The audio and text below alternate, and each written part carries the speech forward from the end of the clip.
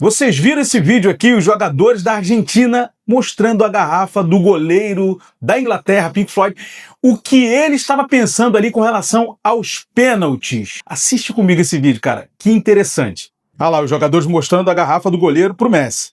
Aí o Messi olha e tal, e olha o que está escrito na garrafa. Você vai ver ali daqui a pouquinho, pera que vai mostrar para você, olha lá, o nome do Messi, fake left, né? Tá mostrando ali. Agora, tem também a batida do Enzo Fernandes, que aparece aí na cena agora, ó. Dizendo que para ele ficar no meio, pro goleiro ficar no meio. E ele falou, eu ia bater no meio. E aí ele, olha, aponta pro céu e agradece a Deus.